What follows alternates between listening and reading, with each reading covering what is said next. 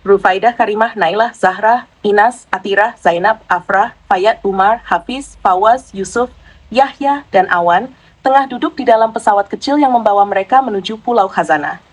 Perjalanan ini awalnya direncanakan menjadi hadiah liburan edukasi untuk menguatkan huas sekaligus menambah wawasan tentang keindahan ciptaan Allah. Mereka ditemani Ustazah Nisa dan Ustazah Musdal yang selalu mengingatkan mereka untuk mengawali perjalanan dengan doa. Saat pesawat melintasi awan putih di atas lautan biru, pilot tiba-tiba mengumumkan bahwa cuaca buruk mendekat. Gumpalan awan hitam mulai terlihat, dan angin kencang menggoyangkan pesawat kecil itu dengan hebat. Tenang anak-anak, tetap duduk di kursi kalian, kata Ustazah Musdal mencoba menenangkan suasana. Namun getaran semakin keras membuat banyak anak memegang erat kursi atau tangan teman di sebelahnya. Nailah yang masih kecil menangis ketakutan sambil memeluk Karimah. Abi dan Umi selalu bilang baca doa kalau takut, bisik Karimah lembut mencoba menenangkan adiknya. Tiba-tiba petir menyambar dekat pesawat membuat semua orang berteriak. Mesin pesawat terdengar berderak, dan pesawat mulai kehilangan ketinggian. Bismillah, pegang erat sabuk pengaman kalian, seru Ustazah Nisa sambil membantu Awan yang tangannya gemetar. Pilot berteriak dari kokpit, kita akan mencoba mendarat darurat. Pegang posisi perlindungan. Semua anak menunduk dan memeluk lutut mereka, seperti yang diajarkan sebelum keberangkatan. Gemuruh angin bercampur dengan suara mesin yang rusak membuat suasana semakin mencekam. Pesawat akhirnya menabrak pepohonan tinggi sebelum menghantam tanah dengan keras. Semua orang terlempar dalam tempat duduk mereka. Alhamdulillah, sabuk pengaman berhasil menyelamatkan mereka dari cedera serius. Setelah beberapa saat, suara mesin berhenti dan hanya terdengar gemerisik daun serta desiran angin. Semua baik-baik saja? Tanya Ustazah Musdal dengan napas terengah-engah sambil memeriksa setiap anak. Rufaidah menjawab sambil mencoba melepas sabuk pengamannya. Kami semua di sini, Ustazah. Tapi, di mana kita? Mereka membuka pintu pesawat yang kini miring dan menyadari bahwa mereka berada di tengah hutan lebat yang tidak dikenal. Pepohonan raksasa mengelilingi mereka dan suara burung serta hewan aneh terdengar dari kejauhan. Anak-anak mulai keluar satu persatu menatap lingkungan baru ini dengan takjub dan cemas. Apa ini? Tempat ini tidak ada di peta perjalanan kita, kata Fayat sambil memandangi dedaunan yang tampak raksasa. Namun suasana berubah tegang ketika mereka menemukan jejak kaki besar di tanah, jauh lebih besar dari ukuran manusia. Ini seperti dinosaurus, seru Fawaz, wajahnya penuh keterkejutan. Tidak mungkin, kata Umar, meski ia sendiri tampak takut. Tapi Ustazah Nisa mengangkat tangannya, meminta semua diam. Ingat anak-anak, ini adalah ujian. Jangan takut, kita bersama, dan Allah selalu bersama orang-orang yang bertawakal padanya. Mereka mencoba mencari telepon darurat atau alat komunikasi dari pesawat, tetapi semua rusak akibat benturan. Kita harus tetap di sini sampai bantuan datang, kata Ustazah Musdal dengan tegas. Tapi untuk sementara, kita harus menemukan tempat yang aman untuk berlindung dan makanan untuk bertahan. Zainab, yang sering mengambil inisiatif, berkata, kita bisa mencari air di dekat sini. Saya baca, kalau ada air, biasanya ada kehidupan. Dengan bimbingan para ustazah, mereka mulai menjelajahi area sekitar. Namun ketika mereka bergerak lebih jauh dari pesawat, mereka mendengar suara gemuruh yang aneh dari arah pepohonan. Apa itu? Tanya Zahra dengan nada cemas. Mereka semua berbalik dan melihat sesuatu yang membuat darah mereka berdesir. Kepala Sikodinosaurus muncul dari balik dedaunan. Ukurannya jauh lebih besar dari yang pernah mereka bayangkan. Lari, teriak Ustazah Musdal memimpin anak-anak untuk menyelamatkan diri. Sambil berlari, Inas yang paling kecil mulai kelelahan dan tertinggal. Karimah yang selalu peduli berhenti untuk membantunya.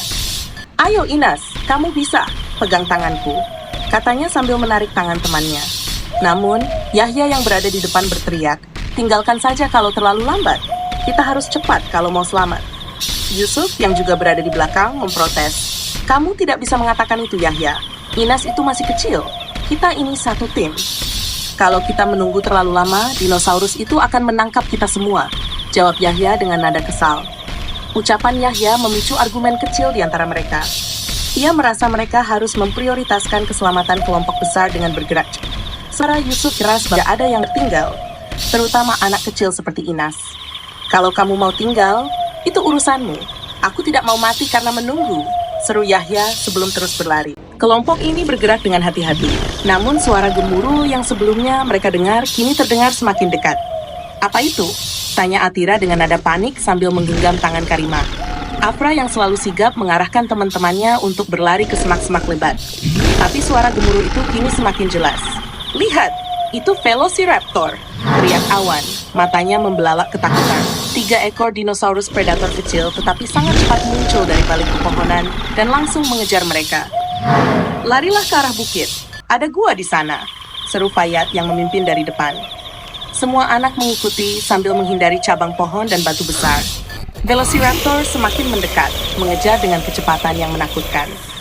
Di tengah kepanikan, Zahra terpeleset di jalan yang licin. Zahra, teriak Afra, yang langsung memutar balik untuk menolongnya. Sementara itu, Ustazah Nisa yang berada di belakang memastikan tak ada anak yang tertinggal. Tetap tenang, jangan panik.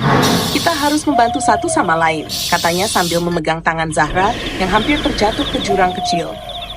Saat mereka mendekati bukit, Atira yang jeli melihat celah sempit di antara bebatuan. Kesini, masuk ke dalam gua ini. Dia berteriak sambil menunjuk sebuah lubang sempit di kaki bukit. Satu persatu, anak-anak merangkak masuk ke gua yang sangat sempit itu. Fawaz dan Hafiz membantu Ustazah Nisa mendorong anak-anak yang lebih kecil masuk lebih cepat. Velociraptor hampir mencapai mereka. Giginya yang tajam terlihat jelas di bawah sinar matahari yang mulai redup. Ketika hanya tersisa Ustazah Musdal dan Hafiz di luar, salah satu Velociraptor berhasil melompat mendekati mereka. Dengan cekatan, Ustazah Musdal mengambil batang kayu besar dan mengayunkannya ke arah predator itu untuk mengulur waktu. "Cepat, Hafiz, masuk," katanya tegas.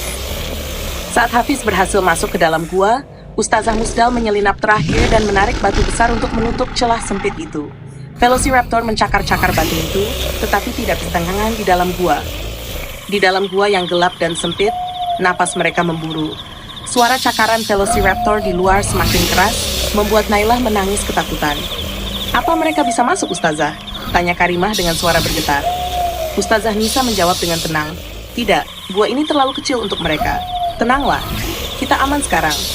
"Kenapa kamu begitu egois tadi, Yahya?" tanya Yusuf dengan nada marah. "Kalau kita semua meninggalkan Inas, apa yang akan terjadi padanya?" "Kita pasti akan tertangkap kalau terlalu lambat," balas Yahya dengan suara tinggi. "Aku cuma berpikir realistis." Rufaidah, yang biasanya tenang, ikut angkat bicara. "Berpikir realistis itu baik, tapi kita ini tim. Kalau kita tidak saling menjaga, bagaimana kita bisa keluar dari pulau ini?" Yahya merasa terpojok dan hanya terdiam, sementara beberapa anak lain mulai memberikan pendapat mereka. Umar mencoba menenangkan situasi. "Kita semua takut, tapi sekarang bukan saatnya untuk bertengkar. Kalau kita ingin selamat, kita harus bersatu." Melihat suasana semakin tegang, Ustazah Nisa akhirnya berbicara. "Anak-anak, ingatlah apa yang diajarkan dalam Al-Quran. Allah memerintahkan kita untuk saling membantu dalam kebaikan. Berdebat seperti ini tidak akan membawa manfaat. Kita harus saling menguatkan, bukan menyalahkan." Ustazah Musdal menambahkan, Rasulullah Shallallahu Alaihi Wasallam pernah bersabda, "Seorang mukmin bagi mukmin lainnya seperti satu tubuh. Jika satu bagian sakit, seluruh tubuh merasakan sakitnya." Kalau kita meninggalkan satu orang saja, itu berarti kita meninggalkan bagian dari tubuh kita sendiri. Mendengar nasihat ini, Yahya akhirnya mengakui kesalahannya. "Maaf, aku terlalu takut tadi. Aku tidak bermaksud meninggalkan siapapun, hanya tidak tahu harus berbuat apa." Yusuf menepuk pundaknya. "Tidak apa-apa, kita semua takut. Tapi mulai sekarang, kita harus saling mendukung." Setelah beberapa jam, suara cakaran dari luar mulai menghilang. "Mereka mungkin sudah pergi," kata Hafiz, mencoba mengintip keluar. Namun, Ustazah Musdal mengingatkan, kita tidak bisa mengambil risiko. Kita harus menunggu hingga pagi sebelum melanjutkan perjalanan. Di dalam gua, mereka menyusun strategi baru untuk sampai ke pelabuhan dengan lebih aman. Mereka sepakat untuk bergerak dalam kelompok kecil dan lebih berhati-hati, memastikan tak ada yang tertinggal atau tertangkap oleh para predator. Setelah melewati berbagai rintangan, mereka akhirnya tiba di pelabuhan. Di sana, sebuah kapal kecil ditemukan tertambat. Mereka memperbaikinya dengan alat-alat dari laboratorium tua dan, dengan izin Allah, berhasil menyalakan mesinnya.